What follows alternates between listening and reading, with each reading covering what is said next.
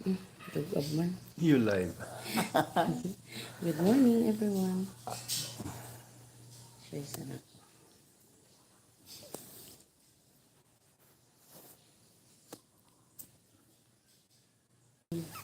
Good morning. Hello. Ya, kaninyo mga kagalaan sa kahanginan ining Ray and Grace nga platform. YouTube channel. So, good morning. Just a quick live. Ang ato ang 5 title minutes. karon, dili ko ikaw pagapahikabsan ni pagabiyaan. Nagisgot kini about sa atong pagsalig sa Ginoo. No? So, kita nga tao daghan kayo tagkabalaka, daghan kayo tagkabalaka sa matag adlaw.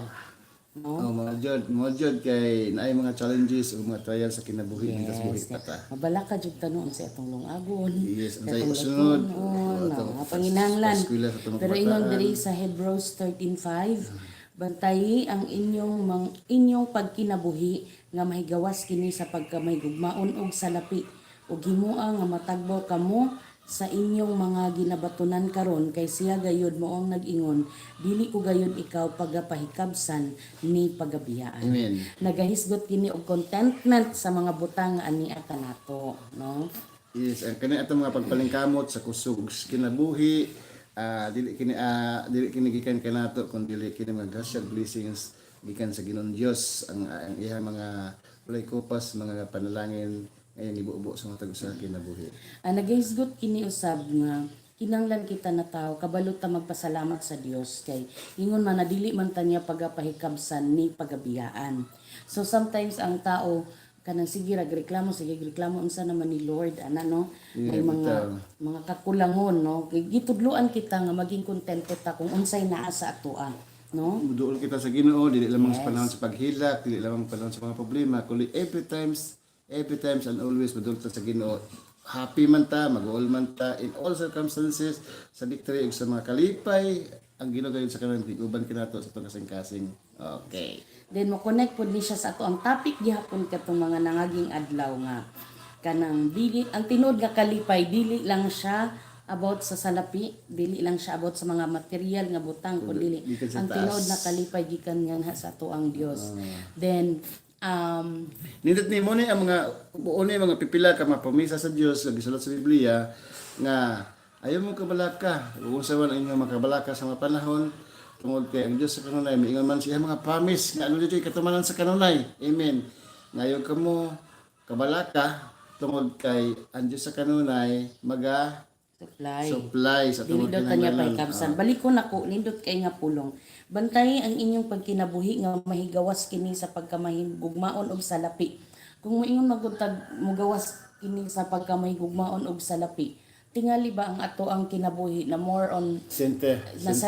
na sentro na ta sa mga butang panalapi. sa kalibutan sa panalapi. But pasabot nga nabitin na nato ang atong pagpangalagad sa Ginoo no.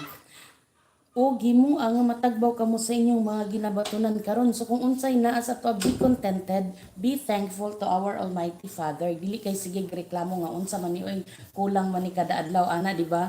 So kailangan nga kabalot ta magpasalamat sa Ginoo kung unsa man ang naa sa atoa, no? Mga jud Tama siya, ba? mo na kayo nga, you cannot serve two masters. Kinahanglan Diyos lamang ito alagaran o hasta lang ihalagaban ang katawan sa tanan. Napagid ang promise, no? Kay siya gayud mo ang nag-ingon, dili ko gayud ikaw pagapahikabsan ni amen. pagabiyaan. Wow. Wow, Diyos biyaan sa man ta kanunay. sa imuhang uyab. Pan ang Dios. Dili jud mo biya Ang Ginoo ang kanimo. akong magbalantay, wala na magmakulang pa kanako. Yes, in Diyan sa Psalms Salmo. 23:1. No? Nindot jud kayo ang promise sa Ginoo. Bahalag gibiyaan mo niya. Pero Minsan ang niya. Dios sa X. Sa tahunon. Pero ang Dios dili gyud mo biya sa ato amo nay pinakanindot nga atong kuptan sa ato ang kinabuhi. And then do not worry about sa mga butang diri sa kalibutan. Do na tay mga kulang of course bisag kun saon atong paningkamot dili gyud ta makumpleto.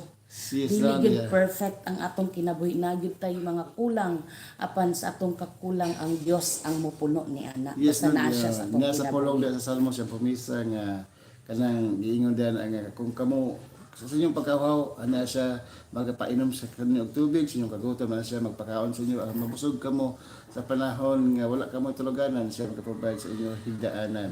Mga promesa sa Dios, kinsa may mabalaka, who will be against us if God is with us.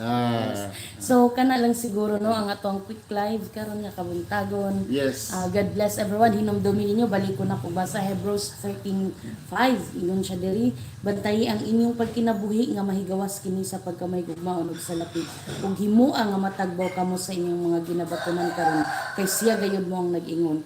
Dili ko gayud ikaw pagapahikabsan ni pagabiyaan. Kupta nato ni nga promise. Mo na sa Dios. promise sa Ginoo nga Dili anata gyud masipyat. nga kasakali atong hospital ng kinabuhi. Sa iya lamang nato isandig, sa iya lamang nato siya ato paglaom, sa ato magbalantay, siya ang tanan nga completeness sa atong mga kinabuhi. Si kailangan na mabutang sa kalibutan. Yes. So, shout out sa tanan nga ato ang viewers karon og sa mo view pa unya, no. Thank you, so much. Thank you so much. This is Ray And Grace Antonio. God bless everyone. Bye-bye. Bye-bye.